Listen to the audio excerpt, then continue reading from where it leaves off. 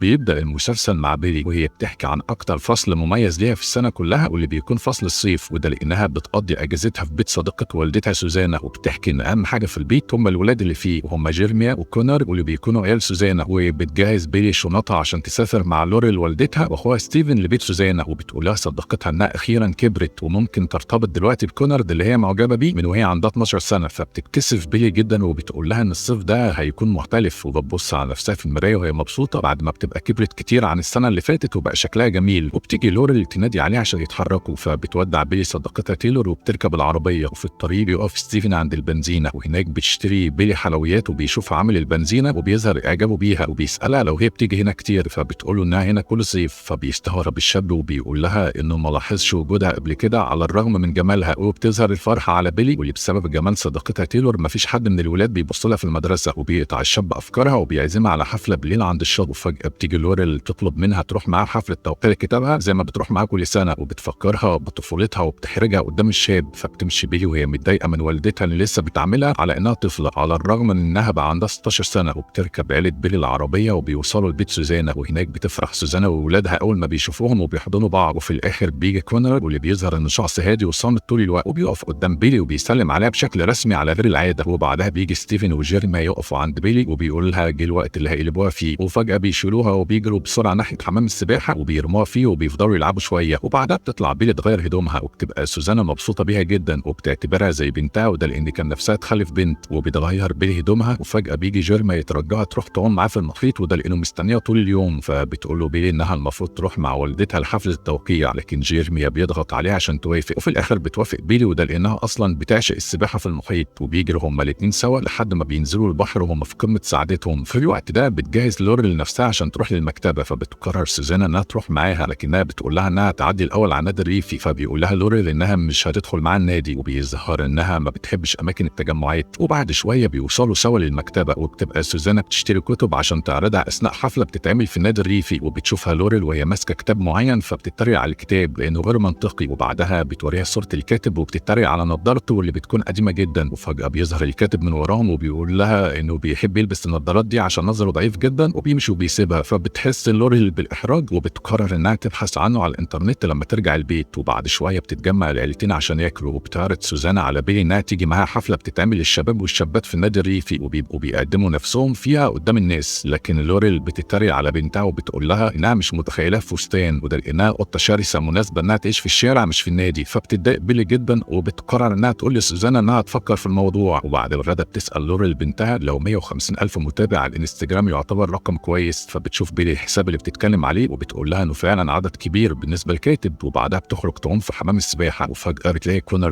قاعد بيدخن. فبتستغرب بيلي جدا وبتساله ازاي غير رايه في التدخين، وده لانه كان قايل لها انه مضر جدا بالصحه، وكمان شرح لها ازاي بيضر ادمغه اللي بيشربوها. فبيقول لها كونر انه غير رايه، لكن بيلي بتصمم انه لازم يبطلها وده لانه رياضي. فبيقول لها كونر انه ما بقاش رياضي ونساب فريق الكوره. واستغرب بيلي جدا وده لان الكوره كانت اكتر حاجه بيحب يعملها، وبتساله لو هو كويس. فبيقوم كونرد من مكانه وبيقول انه كويس. وبعدها بيمشي مع جيرمي وستيفن وبيقرروا انهم يروحوا حفله الشاطئ، وبتطلب منهم بيلي انها تيجي معاهم، لكن ما حدش فيهم بيوافق وبيسيبوها لوحدها. فبتطلع بيلي غرفتها وهي متضايقه وبتكلم صديقتها تايلور وبتحكي لها عن اللي حصل. فبتقول لها تايلور انها ما ينفعش تفضل قاعده في البيت مستنيه الولاد لما يرجعوا لها، وبتخليها تبص في مكان معين في شنطتها. وبيظهر انها سايبه لها فستان عشان لو حابه تحضر بيه اي حفله. فبتشكرها بيلي وبتقرر انها تلبسه وتروح حفله، وبتتسلل من ورا والدتها وسوزانا وبتقدر تخرج من البيت من غير ما حد يشوفها. وبتوصل بيلي الحفله، وهناك بيشوفها عامل البنزينه وبيقف يتكلم معاها، وبيظهر انه بيقرب منها. وبيشوف اخوها ستيفن وبيقول ان عندها 15 سنه وبيبعدوا عنها، لكن بيلي بتتعصب عليه وبتقول ان عندها 16 سنه وبتطلب منه يبعد عنها، لكن ستيفن بيزقها. فبتقع بيلي على الارض وبتلاقي كونرد قدامها وقاعد مع بنته وبيبوسها. فبتستغرب بيلي جدا وبتقول انه قال لها انه ما بيحبش الحفلات ولا بيحب يشرب ولا يدخن ونتغير وما بقتش فاهماه. وبعدها بتمشي وبتسيبه وبتقرر انها تقعد لوحدها. وفجاه بيجي لها شاب اسمه كام وبيفكرها بنفسه، وبيظهر انهم يعرفوا بعض من قبل كده. فبتفرح بيلي جدا وبتطلب منه يقعد معاها، وبيقعدوا يتكلموا سوا عن حفله الشباب اللي بتتعمل في النادي واللي بيبقى كام واحد من منظميها. وفجاه بتحصل خناقه بين كونرد وجيرميا، واللي بيبقى خايف على اخوه لانه بيشرب كتير، فبيتخانقوا كلهم سوا. وبتيجي بيلي بسرعه عشان توقفهم، لكن الضربه بتيجي فيها وبتقع على الارض. وفجاه بيسمعوا صوت الشرطه فبيركبوا بسرعه العربيه، وبتقف بيلي تودع كام وبيظهر اعجابهم ببعض. فبيعرض عليها كام تيجي مع الفجر المركب الصيد اللي بيشتغل عليها، وبتوافق بيلي وبعدها بتبوسه. وقبل ما يمشوا تيجي الشرطه توقفهم، وبتعرف إن كل اللي معاها في العربية شاربين، وبتيجي والدتهم تعتذر للشرطة وبتقول لهم إن الموضوع مش هيتكرر تاني، وبالليل بتنام بيلي لحد الفجر وبعدها بتصحى بسرعة عشان تلحق كام، لكن فجأة بتلاقي جواب جنب سريرها من كونرد بيطلب منها يتقابلوا في مكان معين، فبتروح بيلي تقعد معاه وبتسأله عن اللي عايزه، فبيعتذر لها كونرد عن اللي حصل الليلة اللي فاتت وبتسامحه بيلي، وبعدها بتقوم عشان تلحق ميعادها مع كام بعد ما بتقرر إنها ما تسيبش حبها لكونرد يتحكم فيها زي كل صيف، وبعدها بتجري بسرعة ناحية المينا، لكن بتتفاجئ إن المركب اتحركت بسبب تأخيرها، فبتروح وهي متضايقة وبتقرر إنها توافق تروح الحفلة في النادي الريفي، فبتفرح سوزانا جدا وبتقرر إنها تاخدها معاها عشان تشتري لها فساتين تحضر بيها اجتماعات النادي، وبتبقى سوزانا في قمة سعادتها وهي شايفة جمال بيلي. في الوقت ده بيبقى ستيفن وجيرميا بيشتغلوا سوا في نادي السباحة وبيبقوا بيتفرجوا على البنات، وبيختار كل واحد فيهم البنت اللي هيقضي معاها الصيف، وبعد شوية بترجع بيلي البيت وبتلبس أول فستان اشتريته مع سوزانا وبتوصلها والدتها للنادي الريفي، وهناك بتقابل بيلي جيرميا واللي ما بيكونش مصدق نفسه وبيقول لها إنها بقت جميلة جدا وبيوصلها لحد الحفلة، وهناك بتلاقي بيلي نفسها تقعد مع البنت اللي ستيفن معجب بيها واللي بيكون اسمها تشيلا، وكمان البنت المرتبطة بكونرد واللي بيكون اسمها نيكول، وبتبقى متضايقة جدا وحاسة إنها مش مرتاحة لحد ما بتتكلم معاهم وبتعرف إن كل واحدة فيهم جاية غصب عنها بسبب إنه تقليد عائلي، وبتسألها واحدة من البنات لو هي مرتبطة بجيرميا، فبتقول لها بيلي إنهم إخوات مش أكتر، وبتعرف إن البنت اللي بتسألها معجبة أصلا بجيرميا، وفجأة بتشوف كام وهو معدي من قدام القاعة فبتروح بسرعة تتكلم معاه وبتعتذر له إنها اتأخرت الصبح، فبيفرح كام إنها أصلا جت وبيقرر إنه ياخد رقمها وبيتفقوا يتفرجوا سوا بالليل على فيلم في سينما السيارات، وبعد شوية بترجع بيلي البيت وبتجهز نفسها عشان تروح لميعادها مع كام، وبتفرح بيها سوزانا جدا بعكس لوريل اللي بيظهر إنها خايفة عليها، وبيجي كام بعربيته عشان ياخدها وبيبقوا هما الاتنين مبسوطين جدا، وبعد شوية بتجهز سوزانا حفلة توقيع تانية لوريل، وبتيجي مجموعة كبيرة من القرية ومن ضمنهم الكاتب اللي لوريل اتريقت عليه واللي بيكون اسمه كليفلاند، واللي بيقف يتكلم مع لوريل عن كتابها وبيحكي لها عن الكتاب الجديد واللي هيتكلم فيه عن الإبحار، على الرغم من إنه ما عندوش خبرة فيه لكنه بيبقى بيحاول يدخل في عوالم جديدة ما يعرفش عنها حاجة، وده عشان يوسع آفاقه أكتر، فبتنادي لوريل على كونرد وبتطلب منه يساعد كليفلاند في الإبحار، وده لأنها عارفة إنه أخد جايزة فيه السنة اللي فاتت، فبيدي كليفلاند الكارت بتاعه عشان ياخد عنده دروس خصوصية، فبيستغرب كونرد وبيسأل لوريل لو والدته هي اللي وصته تدور له على شغل، وبيعرف إن لوريل هي اللي فكرت لوحدها، فبيستغرب جدا وبيقعد لوحده وبيبقى حزين جدا طول الوقت لحد ما بيجي جيرميا وستيفن واللي بيقترحوا إنهم يروحوا السينما عشان يضايقوا بيلي، لكن ستيفن بيرفض الفكرة وده لأنه مش عايز يشوف أخته وهي بتبوس واحد في العربية، لكن كونرد بيتحمس للفكرة على غير العادة فبيقرروا إنهم يروحوا عشان، وفي الوقت ده بتبقى بيلي قاعدة مع كام في العربية وبيبقوا ماسكين إيد بعض وبيظهر إنهم مبسوطين، وقبل ما يبوسوا بعض تلاحظ بيلي عربية أخوها فبتطلب من كام يجيب لها مشروب، وبعدها بتنزل من العربية تتخانق معاهم وبتبص لكونرد وبتطلب منه يمشي، فبيخليهم كونرد يمشوا وبيظهر إنه متضايق جدا وحاسس بالغيرة، وبعد شوية بترجع بيلي البيت مع كام وبيبوسوا بعض وبيقرروا إنهم يرتبطوا. في الوقت ده بيتسلل ستيفن من البيت وبيقضي الليل مع البنت اللي معجب بيها واللي بيكون اسمها شايلا، وبتدخل بيلي البيت وفجأة بتلاقي كونرد قدامها وبيسألها لو اتبسطت في الميعاد بتاعها، فبتطلب منه بيلي يندق شوية وده لأنها عارفة إن هو اللي كان عايز يبوظ عليها ميعادها، فبيتضايق كونرد وبيدخل غرفته من غير ما يتكلم، وبيظهر إن هو كمان عنده مشاعر ناحيتها لكن مش عايز يعترف بيها لسبب مش معروف. وفي تاني يوم بيجي عيد ميلاد بيلي واللي بيبقى بالنسبة لها أحلى يوم في السنة بسبب اهتمام الكل بيها وكمان الهدايا اللي بتجيلها، وبتجهز بيلي نفسها لعيد الميلاد وبتخرج من غرفتها وبتلاقي الكل بيحتفل بيها، وبتقدم لها والدتها كتاب هدية فيه القصايد اللي بتحبها، وبعدها بتديها سوزانا العقد اللي ورثته عن والدتها وده لأنها ما عندهاش بنت عشان تديهولها، وبيديها جيرميا هدية تلبسها في ايدها عشان تجيب لها الحظ، وبيجي الدور على كونر اللي بيخبي هديته وبيقول لها انه نسي، فبتتضايق بيلي جدا لكنها بتمثل انها مش مهتمه، فبيحاول جيرميا يغير الموضوع وبيعرض على بيلي انه يخليها تسوق العربيه ويجيبوا تيلور من المحطه، وبتوافق بيلي وبتروح معاه، لكن بتفضل تتكلم طول الوقت عن معامله كونرد الغريبه وعن نيكول حبيبته اللي مش لايقه عليه، فبيقول لها جيرميا تنسى يا كونرد لانه بيتعامل بشكل غريب من قبل ما هي تيجي اصلا وان مفيش حد عارف ايه اللي مضايقه، وبيقول لها ان كان شاب لطيف ومناسب ليها، فبتشكره بيلي وبيوصلوا مع بعض للمحطه، وهناك بتركب تيلور معاهم وبتدي لبيلي هديتها واللي بتكون مايوم، فبتشكرها بيلي وبيرجعوا سوا البيت وبينزلوا يعوموا في حمام السباحه وستيفن معاهم وبيبقوا بيلعبوا سوا لحد ما فجاه بيدخل كونرد عليهم ومع حبيبته نيكول وبيقعدوا يتفرجوا عليهم، واثناء ما هم بيلعبوا بترمي تيلور الكوره على نيكول وبيظهر انها قصده، وده لانها بتبقى متضايقه من تعامل كونرد مع بيلي صاحبتها وكمان ارتباطه ببنت تانية على الرغم من انه عارف انها معجبه بيه، فبتعتذر بيلي لنيكول وبتتضايق من طريقه تيلور معاها، فبياخد كونرد نيكول لغرفته عشان يعالج وشها وبيظهر اهتمامه بيها، فبتشكر نيكول وقبل ما تبوسه بيفتكر كونرد ميعاده مع كليفلاند وبيروح له بسرعه. في الوقت ده بتبقى سوزانا بتتمشى مع لوريل وبيشوفوا كليفلاند وهو في اللقاء الصحفي بيتكلم فيه عن البحاره، وبيظهر ان لوريل معجبه بيه، وبيجي كونرد بسرعه وبيقف يتفرج على كليفلاند اللي كان المفروض يساعده في التحضير للمقابله. في الوقت ده بتروح بيلي مع تيلور للمحيط عشان يعوموا سوا، وبيظهر ان تيلور خايفه تخسر صديقتها بعد ما بقى عندها شاب معجبه بيه وبقى عندها اصحاب تانيين من النادي، فبتوعدها بيلي انهم هيفضلوا اصحاب للابد. وفي البيت بتحضر سوزانا الاكل مع لوريل، واللي بتلاحظ ان كونرد متغير وبتسال سوزانا عن السبب، فبتطلب منها سوزانا تحاول تتكلم معاه وتعرف منه، وده لانها حاسه انه حزين بعد ما حبيبته الاولى سابته. فبتروح لوريل تتكلم معاه وبتقول له انه مش لازم يحاول يمثل انه قوي وكويس طول الوقت، وانه مفيش مشكله احيانا انه يبقى ضعيف وقلبه مكسور. وقبل ما كونرد يتكلم بتقاطعه لوريل وبتقول له ان كلهم في سنه اتجرحوا واتكسر قلبهم، لكن مش دي نهايه الحياه. وبيعرف كونرد ان قصدها حبيبته اللي سابته، وبيظهر ان في حاجه تانية مضايقاه، فبيقرر انه يسيبها فاكره ان هو ده السبب. وبيجي ميعاد العشاء لازم بيلي كام عليه عشان يتعرف على والدتها، وبيقعدوا كلهم سوا، لكن ستيفن بيبقى متضايق بسبب ارتباطه وبيفضل يحكي حاجات عن طفولتها عشان يضايقها. وبيدخل جيرمي معاه وبيفضلوا يتريقوا عليها، لكن تيلور بتدافع عنهم وبتحرجهم هما الاثنين وبتخليهم يسكتوا. فبتقرر بيلي انها تروح حفله نيكول واللي عزمتها عليها، وهناك بتلاقي انهم محضرين لها تورته عشان لما تيجي يحتفلوا بيها، وما بتقدرش تيلور تتاقلم معاهم وبتروح تقعد لوحدها. وبتقعد بيلي مع كام وبيفضلوا يغنوا ويرقصوا، وبعدها بتحس بيلي بالملل وبتقف شويه مع اصحابها اللي بيتكلموا عن الولاد، وبتشوف بيلي كونرد وهو واقف بعيد وبتفضل تبص له. في الوقت ده بتبقى تيلور واقفه مع ستيفن مستنيين الحمام يفضى، فبيقرروا انهم يطلعوا يدوروا على اي حمام تاني. وبتدور بيلي على تيلور في كل مكان لحد ما فجاه بتلاقيها في غرفه من غرف البيت ومعاها ستيفن. فبتتصدم بيلي وبتقول لستيفن ان المفروض في بنت معجب بيها، وبتبقى مستغربه ازاي بيعمل كده. فبيتحرج ستيفن وبيخرج بسرعه من الغرفه. فبتتخانق تيلور مع بيلي وبتقول لها ان بقى لها 6 سنين معجبه بستيفن وهي عارفه ده، لكنها عمرها ما سالتها، وانها ساعات بتحس ان كل حاجه متمحوره حواليها وكانها مش موجوده. فبتتصدم بيلي من كلامها وبتمشي وبتسيبها. في الوقت ده بيبقى كام واقف مع جيرمي وكونرد، وبيسال جيرمي يا كام لو بيلي طلبت منه يبقى شريكه في الحفله، فبيقول له كام انها لسه ما طلبتش. وبتظهر الفرحه في عيون كونرد وبيبقى عارف انها عايزاه. وفجاه بتيجي بيلي وهي متعصبه وبتطلب من كام انه يوصلها، وبعدها بتطلب منه انها تساله سؤال، وبيفتكر كام انها تطلب منه يروح معاها الحفله، لكن بيتفاجئ انها بتساله لو ساعات بيحس بالوحده لان الوحيد بين صحابه اللي مش بيشرب. فبيرد عليها كام وهو حزين وبيقول لها ان ساعات بيحس كده، وبعدها بيوصلها البيت. وفي تاني يوم بتصحى بيلي وبتقعد مع جيرمي واللي بيقول لها تجهز نفسها عشان يكملوا دروس السواقه. فبتروح تاخد مفتاح العربيه من غرفه كونر تفتح درج مكتبه، وفجاه بتلاقي هديتها واللي بتبقى عباره عن سلسله على شكل علامه الابديه او انفينيتي. وبتعرف انه لسه فاكر اليوم اللي شرح لها فيه معنى العلامه ده، وبتقول لنفسها ان عندها استعداد تفضل تحبه للابد لكنه مش عارف ده. وبعدها بتروح تتعلم مع جيرمي السواقه وبترجع البيت عشان توصل تيلور للمحطه مع والدتها. وبتبقى بيلي رافضه انها تتكلم مع تيلور من امبارح، فبتطلب منها والدتها انها على الاقل تودعها، وده لانها جت مخصوص عشانها. وبتنزل بيلي تودعها فعلا وبتقول لها انها مش متضايقه منها لكنها بس مصدومه ومحتاجه وقت. فبتشكرها تيلور وبتمشي، وبترجع بيلي البيت وهناك بتقعد مع اخوها وبتساله عن سبب قربه من تيلور على الرغم من انه معجب بتشيلا. فبيقول لها انه كان حاسس بعدم الامان مع تشيلا واللي تعتبر اجمل بنت في المدينه كلها، وكل الشباب بيعاملوها على انها ملكه، لكنه مش عارف يتعامل معاها بالطريقه دي ومتعود انه يبقى ابسط من كده. وبيطلب منها ما تقولش لحد على اللي حصل وخصوصا تشيلا. فبتقول له بيلي انه لازم يبقى عارف ان تيلور فعلا معجبه بيه وكمان تشيلا، وعشان كده لازم يختار كويس. وبعدها بتدخل بيلي البيت وبتولع شمعة لنفسها وبتغمض عينيها عشان تتمنى امنيه، واللي بتبقى هي نفس امنيه كل سنه وهو ان كونرد يحبها. في الوقت ده بتبقى سوزانا قاعده مع لوريل واللي بتعرض عليها يجربوا علاجات بديله عن الكيماوي، لكن سوزانا بترفض وبتقول لها انها عايزه تستمتع باخر ايامها هنا وانها راضيه بقدرها ومبسوطه بيه. وبيظهر ان سوزانا بتعاني من السرطان وان حالتها ميؤوس منها. وتاني يوم بيبقى عيد الاستقلال، وبيجي جون والد بيلي وستيفن واللي بيبقى منفصل عن والدته من سنه ونص، وبيكون معاه فيكتوريا حبيبته، لكن ادم زوج سوزانا بيعتذر عن انه يجي وده لانه مشغول. وبيضايق جيرميا جدا بعكس كونرد اللي بيبقى مبسوط. وبعد شويه بتوصل عربيه جون وفيكتوريا وبتخرج سوزانا تستقبلهم، وبتتريق هي ولوريل على فيكتوريا وبتقول لها انها احلى منها. وبعدها بتبدا الحفله وبتيجي تشيلا ونيكول وباقي البنات في النادي الريفي، والاول مره بتقرر بيلي انها تشرب، وبيقعد كام معاه وبيلاحظ انها بتصرف في الشرب فبيحاول يمنعها، لكن بيلي بتفضل مستمتعه بوقتها. وبعد شويه بتقعد مع نيكول وتشيلا وبتسالها نيكول لو كونرد بيحبها فعلا، فبتكذب بيلي عليها وبتقول لها انه بيحكي عنها طول الوقت، وبيظهر انها مش في وعيها. وبتبص لتشيلا وبتقول لها انها هي وتيلور شبه بعض جدا وان ممكن عشان كده هو اتلخبط بينهم. وبتتصدم تشيلا وبتعرف ان ستيفن خانها مع تيلور، فبيحاول كام يتدارك الموضوع وبيبعد بيلي عنهم. وبتقرر البنات انهم يمشوا ويسيبوا الحفله، وبيمشي كام كمان بعد ما بيقول لبيلي انه مش هيتكلم معاها غير لما تفوق. وبيظهر انه متضايق بسبب تصرفاتها. في الوقت ده بيظهر ادم في البيت واللي بيكون زوج سوزانا، وبتتصدم سوزانا اول ما بتشوفه وبتقول له انه ما كانش المفروض يجي. فبيقول لها ان لوريل كلمته وانه فاكر انها سامحته، لكن سوزانا بتقول له انها ما سامحتوش وانها تعدي اليوم عشان بس عيالهم، وبتمشي وبتسيبه. وبيظهر توتر العلاقه بين ادم وكونرد اللي بيبقى مش عايز يتعامل مع باباه بعكس جيرميا اللي بيتعامل مع باباه احسن منه. في الوقت ده بيشوف ستيفن تشيلا وهي ماشيه وبيبقى عايز يتكلم معاها، لكن تشيلا بتقول له انها عارفه انه كان هيدخل في علاقه مع تيلور لكنها مش متضايقه، وده لانهم بيقضوا وقت مش اكتر وعلاقتهم مش جديه. فبيحس ستيفن بالإهانة وبيقول لها إن عندها حق، وبيمشي وبيسيبها، وبيجي ميعاد أكل التورتة وبتخرج سوزانا بيها، لكن بيلي بتبقى سكرانة فبتوقعها على الأرض، وبيجي آدم يساعد سوزانا لكنها بتطلب منه يبعد عنها، وبيستغرب الكل من تعاملهم مع بعض. وبتدخل لوريل تتكلم مع سوزانا وبتسألها عن سبب تعاملها الغريب مع آدم، فبتعترف لها إنه خانها مع السكرتيرة بتاعته في الوقت اللي كانت بتتعالج فيه بالكيماوي. وبتتصدم لوريل وبتقول لها إنها تقتله، لكن سوزانا بتترجاها ما تعملش حاجة لأن كده كده مفيش فايدة، وهي مش عايزاه جنبها وهي بتموت. فبتمشي لوريل وهي متضايقة وبتقرر إنها تخرج من البيت. في الوقت ده بيبقى كونارد بينظف حمام السباحة، وفجأة بيشوف والده فبيقرر إنه يتكلم معاه بهدوء، لكن بيتفاجئ إن والده بيزعله لأنه ساب بيلي تسكر والمفروض هو الكبير ولازم يخلي باله منهم كلهم. فبيتعصب كونارد وبيطلب منه يمشي. في الوقت ده بيحكي ستيفن لجيرميا عن اللي تشيلا قالته له وإنها مش واخدة علاقتهم بجدية على الرغم من إنه بيحبها فعلا. فبيقول جيرميا إن البنات بتقول كده لكنه مش بيبقى قصدهم الحقيقي، وبيشجعه يروح يعترف بمشاعره الحقيقية. فبيروح ستيفن لبيت تشيلا وبيعترف لها إنه شايف إن علاقتهم جدية، فبتقول له تشيلا إنها كمان بتحبه وبتقرر إنها تسامحه. في الوقت ده بتصحى بيلي من النوم بعد ما بتفوق من سكرها وبتقرر إنها تنزل تاكل. وبنروح للوريل اللي بتبقى قاعدة في البار لوحدها، فجأة بتلاقي كليفلاند وراها، بيقرروا يخرجوا سوا وبيدخلوا مع بعض في علاقة. وبترجع لوريل البيت وهي مبسوطة وبتشوف بيلي فبتقرر إنها ما تتخانقش معاها. وبتخرج بيلي من البيت وبتشوف كونارد واقف بيتفرج على الألعاب النارية، فبتروح تقف معاه وبتعتذر له عن اللي حصل. فبيقول لها إنه اشترى لها هدية في عيد ميلادها لكنه ما رضاش يديها لها لأنه كان مكسوف منها. وفجأة بيقرب من بيلي وقبل ما يبوسها بيشوفهم جيرميا وبيرمي ناحيتهم ألعاب نارية عشان يوريهم إنه شايفهم وبيدخل البيت، لكن كونارد مش بياخد باله. وفي تاني يوم بتصحى بيلي وهي في قمة سعادتها وبتروح للنادي الريفي واللي فيه هتتمرن على الرقص، وبتفتكر ذكرياتها مع كونارد واللي بيبقى أول شخص علمها الرقص. وبتوصل النادي وهناك بتسأل عن نيكول على كونارد وده لأنه ما بيردش عليها من امبارح. وبتظهر الفرحة في عيون بيل وبتفتكر اللحظة اللي كانوا هيبوسوا فيها بعض، وبعدها بتقول لنيكول إنه نايم مش أكتر. وبتفضل واقفة لوحدها وده لأنها ما عندهاش شريك يتمرن معاها. فبتسألها نيكول عن السبب اللي ما خلاش تقول لكم، فبتقول لها إنها بوظت اليوم امبارح بسبب شربها وما عرفتش تقول له، فبتقرر إنها ترقص معاها وتعلمها بنفسها. في الوقت ده بيصحى كونارد من النوم وهو مبسوط ولأول مرة بيعمل فطار لنفسه، وبيلاحظ جيرميا سعادة أخوه وبيعرف إنه بسبب اللي حصل امبارح وبيظهر إنه غيران. وبعدها بيروح جيرميا النادي اللي بيشتغل فيه وهناك بيظهر إنه بيحاول يتقرب من بيلي وبيرقص معاها قدام الكل وبيعملها بطريقة مختلفة. وبيشوفهم كونارد وما بيكونش مهتم وده لأنه فاكر إن أخوه مستحيل يبقى بيحب بيلي. وبيشاور كونارد لبيلي لكن بتفتكر نيكول إنه بيشاور لها هي، فبتحس بيلي بالتوتر وبتمشي. في الوقت ده بتقرر لوريل إنها تصالح سوزانا وبيتفقوا سوا إنها هتدير حياتها بنفسها ومن غير ما تدخل لوريل. وبترجع بيلي البيت وفجأة بيجي كام عشان يخرجوا سوا فبيقعدوا على الشط، لكن بتحس بيلي بالذنب بسبب مشاعرها القوية ناحية كونارد. فبتقرر إنها تعترف لكام بأن علاقتهم مش هتنجح وإنها مش بتحبه، فبيمشي وهو حزين لكن بيشكرها على صراحتها. وبترجع بيلي البيت وهناك بيفضل جيرميا يتقرب منها وبيفضل يضحك ويهزر معاها على غير العادة. في الوقت ده بيبقى كونارد مع كليفلاند على المركب وبيقعدوا سوا عشان يصطادوا، وبيلاحظ كليفلاند تغير كونارد وبيعرف إنه مبسوط، فبيسأله لو سر ابتسامته هي نفس البنت اللي اتأخر عليه بسببها. فبيقول له كونارد إنها مش نفسها وإن البنت اللي معجب بيها اتربوا سوا ومش عارف إذا كان إعجابه بيها حقيقي ولا لا. فبينصحه كليفلاند يعترف بمشاعره ناحيتها وبيقرر يعترف له إنه كمان قابل ست ذكية جدا وجميلة ومش عارف إذا كان المفروض يبعت لها رسالة ولا لا. فبيقول له كونارد إنه عارف إنه بيتكلم مع لوريل وبيطلب منه يتصل بيها لأنها رائعة فعلا. وبيبعت كليفلاند رسالة لوريل اللي بتفرح بيها جدا. وبيرجع كونارد البيت وهناك بيشوف الرسمة اللي والدته رسمتها لجيرميا وبيتغير موده فجأة وبيظهر إنه حزين لأن والدته ما بقتش قادرة ترسم زي الأول وبيبقى عارف بمرضها. في الوقت ده بتبقى بيلي في غرفتها وهي مبسوطة جدا وبتنزل تقابل كونارد وبتقول له إنها انفصلت عن كام. فبيسألها كونارد بيقول له برود عن السبب، فبتقول له إنهم كانوا هيبوسوا بعض امبارح. فبيقول لها كونارد إنه مش فاكر وإنه كان سكران ومش في وعيه. فبتحس بيلي بالإحراج وبتتصدم وبيعتذر لها كونارد وبيقول إنه كان فاكر لكنه مش هيقدر وإنه كل ما يفكر في علاقتهم بيحس إنها مش تنجح. فبتقول له بيلي بكل حزم إنها مش هتستنى أكتر من كده. في الوقت ده بتخرج سوزانا مع لوريل وبيستمتعوا بوقتهم في البار، وبعدها بيجي كليفلاند ياخد لوريل البيت وبترجع سوزانا البيت. وبالليل بتنزل بيلي تعوم في حمام السباحة وهي حزينة، وفجأة بتلاقي جيرميا قدامها وبيقول لها إنها أعز أصدقائه لكنه ساعات بيحس إنها أكتر من كده. فبتستغرب بيلي جدا وبتسأله ليه ما قالهاش ده من زمان، وبيقول لها إن كونارد دايما كان عائق قدامه والصيف ده لقى منافس تاني وبيكون قصده على كام لكن دلوقتي ما بقاش في عائق. وبيسألها لو هي موافقة، فبتقرر بيلي إن دي تكون فرصتها عشان تنسى كونارد فعلا. وبتفتكر سوزانا وهي بتقول لها إنها متأكدة إنها تبقى مع واحد من أولادها في يوم من الأيام، وعلى الرغم من إنها كانت بتمنى تبقى مع كونارد لكنها المرة دي هتبطل تحبه. وبتقرب من جيرميا وبتبوسه وبيقرروا إنهم يرتبطوا. في الوقت ده بتوصل لوريل لبيت كليفلاند وبيبقى محضر لها عشاء رومانسي وبتحس لأول مرة من فترة طويلة بالسعادة. وفي تاني يوم بتصحى بيه من النوم بعد ما بتحلم بكونارد وجيرميا في نفس الوقت، وبعدها بتدخل تاخد دش. في الوقت ده بتشوف سوزانا ابنها كونارد وهو بيتمشى، فبتطلب منه إنه يروح مع بيلي الحفلة الراقصة وده لأنه عارف إنها دايما دايما شايفاه الامير بتاعها، فبيقول لها كونرد ان هو هيفكر. في الوقت ده بيقابل جيرمي يا بيلي وهي خارجه من الحمام، فبتحس بيلي بالاحراج وبتبقى عايزه تهرب منه، لكن جيرمي بيوقفها وبيقول لها انهم لازم يتكلموا عن اللي حصل امبارح. فبتقول له بيلي انهم ممكن يتكلموا بالليل. وبنروح لكونرد اللي بيبقى مع كليفلاند في المركب وبيلاحظ تعفن في الخشب، فبيتعصب جدا وما بيكونش مصدق انه ما خدش باله من حاجه زي دي. فبيحاول كليفلاند انه يهديه وبيساله عن اللي حصل لو ضايقه للدرجه دي. وفجاه بيدخل كونرد في نوبه هلع وما بيكونش قادر يتنفس، فبيهديه كليفلاند وبيساعده يخرج من الحاله دي. وبيحكي له كونرد انه عارف ان والدته مصابه بالسرطان، لكنه مش عارف انها مش عايزاه يعرف، وعشان كده بيبقى خايف انه يتكلم معاه ويبوظ خطتها. فبيقول له كليفلاند انه سواء قال لها ولا لا فكده هو مش مسؤول عن اللي حصل لها، لكن هيبقى عنده فرصه يتكلم معاها اكتر عن المرض ويعرف اذا كانت بتتعالج ولا لا. وبيفهم كونرد وبيحس انه بقى اهدى. وبيجي ميعاد بطوله كره الطايره واللي بتتعمل بين فريقين بيمثلوا جمعيات خيريه، واللي بيكسب من الفريقين بياخد فلوس التبرعات لجمعيته. وبتلعب بيلي مع تيلور اللي بتيجي مخصوص للبطوله، وبيبدا الماتش وبيبقى كونرد وجيرمي بيتفرجوا. وبعد شويه بتيجي نيكول تقف مع كونرد واللي بيقول لها انه هيضطر يروح مع بيلي الحفله، وده لان والدته طلبت منه ده. فبتوافق نيكول وبتمثل انها مش متضايقه. وفي نص الماتش بتتلوي رجل تيلور، لكن بيظهر انها مقصوده عشان تبادل مع جيرمي وتخليه يقرب اكتر من بيلي، وده لانها بتبقى شايفه ان كونرد شخص مش كويس. وبيلعب جيرمي مع بيلي لكنه مش بيبقى شاطر في اللعبه وبيخليها تخسر نقط كتير، فبتتضايق بيلي جدا، وده لانها عايزه تكسب. فبتقرر انها تخلي كونرد ينزل بدل جيرمي، وبيلعب كونرد معاه باحترافيه وبيتكلم الكل عليهم بسبب انسجامهم مع بعض، وبيكسبوا سوا الماتش. وبتبقى بيلي في قمه سعادتها، لكن الهيله بتظهر في عيون جيرمي واللي بيرجع البيت وهو متضايق. وبيلاحظ كونرد تغير اخوه معاه وما بيكونش فاهم السبب. وفي البيت بتعزم نيكول بيلي وتيلور على يخت والدها، وبتوافق بيلي وبيجهزوا نفسهم للحفله، لكن جيرمي بيرفض انه يروح، وده لانه بيبقى حزين بسبب بيلي. لكن كونرد بيقرر انه يروح مع ستيفن. وفي الحفله بتقعد بيلي وتيلور مع باقي البنات وبيبقوا بيلعبوا سوا لعبه الصراحه. وبتسال نيكول عن مين فيهم بس جيرمي قبل كده، فبتقول لهم بيلي ان هي اللي عملت كده، لكنها لسه مش متاكده من علاقتهم. وبعدها بيقرروا انهم يروحوا يعوموا سوا في المحيط وبيقلعوا كل هدومهم كنوع من التحدي. في الوقت ده بيوصل ستيفن مع كونرد الحفله، وبيروح ستيفن يلعب مع اصحاب تشيلا قمار، لكنه بيخسر كل فلوسه. وبيشوف كل اللي حواليه هم مش فارق معاهم الفلوس اللي خسروها على عكسه، وبيحس انه مش في مكانه الصح وان في فرق كبير من مستواه ومستوى تشيلا. في الوقت ده بيبقى جيرمي قاعد مع والدته في البيت، لكن بيقرر انه يروح الحفله. وهناك بيسال اخوه لو ملاحظ حاجه غريبه على والدتهم لانها مش بتنام كتير، فبيقول له كونرد انها بتحب بس تنام في الصيف. وبنرجع لبيلي وصاحبها واللي بيشوفوا رساله من كونرد على موبايلها، وبيبقى بيقول لها انه طلب منها يبقى معاها في الحفله لانه عايز كده مش عايز مامته بس. فبتقرر نيكول انها تنتقم من بيلي، بتاخد هدومها هي وتيلور وبيمشوا بالعربيه. فبتنهار بيلي وبتعرف انهم قروا رساله، وبتحس ان كونرد هو السبب في افساد كل حاجه، فتقرر انها تتصل بجيرمي عشان يجي ياخدهم. في الوقت ده بترجع نيكول للحفله وبتواجه كونرد برساله وبتقرر انها تنفصل عنه، فبياخد كونرد منها الهدوم وبيروح مع جيرمي للشغل. هناك بتقرر بيلي انها تركب مع جيرمي وبتخلي تيلور يركب مع كونرد. وفجاه بتطلب بيلي من جيرمي انه يوقف العربيه، فجاه بتقرب منه وبتقرر انها تبوسه، وبيرجعوا سوا البيت بعد ما بيقرروا انهم يرتبطوا. وبالليل بتصحى بيلي من النوم على صوت رساله من كونر واللي بيطلب منها يتقابلوا بره البيت. وعلى الشط بيديها كونرد السلسله اللي جابها لها وبيعترف لها باعجابه وتفكيره فيها طول الوقت. فبترجع له بيلي السلسله وبتقول له ان الاوان فات وبترجع البيت. وفي تاني يوم بيجي ميعاد الحفله الراقصه في النادي الريفي، وبتروح سوزانا تصحي بيلي بنفسها، لكن بتحس انها مش متحمسه وبتسالها لو هي ضغطت عليها عشان تروح النادي. فبتقول لها بيلي انها فعلا ضغطت عليها لكنها تكمل اللي هي بداته. فبتطلب منها سوزانا تجهز نفسها عشان عاملين لها مفاجاه تحت. وبتنزل بيلي بسرعه وبتتفاجئ ان والدتها جابت لها فستان مختلف عن الفستان اللي اشتريته، وده لانها ما كانتش مرتاحه فيه. فبتفرح بيلي جدا وبتشكر والدتها انها لاحظت ده. في الوقت ده بيروح ستيفن لبيت تشيلا وبيقول لها انه صرف كل فلوسه على القمار وما بقاش معاه فلوس يشتري بدله. فبتتعصب عليه تشيلا وبتقول له انه كان عايز يستعرض مهاراته قدامهم لكنه فشل، وانه ما كانش لازم يحاول يبين اي حاجه قدام الناس. فبيعتذر لها ستيفن وبيقول لها انه مش هيقدر يحضر الحفله. فبتعرض عليه تشيلا انها تديله فلوس، لكن ستيفن بيرفض تماما. فبتقول له انه ممكن ياخد بدله والدها حتى لو مش على مقاسه وده جزاءه، وبيوافق ستيفن عشان يعوض عن غلطته. وفي الوقت ده بتجهز بيلي نفسها عشان تروح النادي، وبتوافق والدتها انها تسوق لاول مره. فبتشكرها بيلي وبتكون في قمه سعادتها، وبيخرج جيرمي عشان يوصلها، وقبل ما تمشي بيبوسها. وفجاه بيوصل ستيفن وبيشوفهم وبيعرف انهم على علاقه ببعض، وبيبقى متضايق جدا وبيستنى لحد ما جيرمي يدخل البيت وبيروح يسال اخته عن علاقتها بيه. فبتطلب منه ما يتدخلش ويثق في قراراتها، لكن ستيفن بيحذرها انها تبوظ علاقتهم بعيله سوزانا، وده لان الموضوع هيأثر عليهم كلهم. فبتطمنه بيلي وبتركب العربيه. وفي النادي بتروح بيلي تتكلم مع نيكول وبتقول لها ان كونرد طول عمره شايفها زي اخته الصغيره، وانها كانت غبيه لما افتكرت انه ممكن يبقى في حاجه تانية. فبتقول لها نيكول انها مش متضايقه وانها جت مع شاب تاني معجب بيها وهي معجبه بيه. وبعد شويه بتجهز كل البنات وبيخرجوا على المسرح عشان يقدموا نفسهم للناس. في الوقت ده بتوصل سوزانا ولوريل وبيستقبلهم كونرد وجيرمي وستيفن، بيرقص جيرمي شوية مع والدتها، لكن بيلاحظ إنها تعبت بسرعة، فبيحاول كونرد يغير الموضوع وبيدخل مع والدته الحفلة، وبيجي جون عشان يشوف بيلي، وبيحضر كمان كليفلاند، وبتظهر الغيرة بينهم على لوريل، وبتبدأ الحفلة. وأول ما بتشوف لوريل بيلي وهي لابسة فستان أبيض وسوزانا مبسوطة بيها، فبتحس بالحزن وبتفتكر إن صداقتها هتموت قريب، وبتقوم من مكانها. فبيروح جون وراها وبيحاول يطلب منهم يجوا يتفرجوا على رقصتهم مع بيلي، لكن بيسمع اسم والدته وهم بيتكلموا، فبيشك إن في حاجة. وقبل رقصته مع بيلي ما تبدأ بيسرق تليفون والدته وبيخرج برا النادي، وبيعرف من رسائل البريد الإلكتروني إن والدته مريضة سرطان، فبينهار وبيفضل يعيط لوحده. في الوقت ده بتقف بيلي لوحدها ومش بيكون معاه شريك يرقص معاها، فبيقرر كونرد إنه يقوم يرقص معاها، وبيفرح جدا إن هو اللي أخد الرقصة في الآخر، وبيكون في قمة سعادته. وبعد الرقصة بيجي جيرمي يتكلم مع كونرد وبيقول له إنه عايزه في حاجة مهمة تخص والدتهم، فبيطبطب عليه كونرد وبيقول له ما يقلقش. وبيتصدم جيرمي وبيعرف إن كونرد كان عارف ده طول الوقت، وبيدخل في حالة صدمة لدرجة إنه بيهجم على كونرد. فبتيجي والدتهم تقف بينهم وبتسألهم عن سبب خناقتهم، فبيقولوا لها إنهم عارفين اللي هي مخبياه. وبتستغرب بيلي وبتسألهم عن اللي بيتكلموا عنه، وبتعرف إن سوزانا مصابة بالسرطان وهتموت قريب. فبيرجع الكل البيت، وبتنهار بيلي وبتحس إنها شخص أناني لأنها طول الصيف كانت بتفكر في نفسها وما أخدتش بالها من مرض سوزان، فبتحاول والدتها تخفف عنها. وفي البيت بتقعد سوزان مع أولادها واللي بيبقوا منهارين وبيترجوها تحاول تاني، فسوزانا بتقول لهم إن فرصتها معدومة في إنها تتعالج، لكن بيترجاها كونرد إنها تحاول مرة تانية. فبتقرر سوزانا إنها تحاول عشان خاطر أولادها. وبتعرف لوريل إن سوزانا هترجع تتعالج وبتكون في قمة سعادتها. وبيعدي آخر أسبوع في الصيف وهم بيحاولوا يكونوا ذكريات مع بعض. وفي آخر يوم دوت بيلي مع كونرد اللي بيعتذر لها على طريقته طول الصيف، فبتقول له بيلي نام سامحاه لأنه كان عارف بمرض والدته، وقرر إنه ما يقولش لحد. بيقول لها كونرد إنه عايز يقول لها حاجة كمان، وفجأة بيقرب منها وبيعترف لها بحبه وبيطلب منها تديه فرصة تانية، وبتفرح بيلي جدا وبتوافق إنها تديه فرصة تانية، وبيتحقق أخيرا حلم حياتها.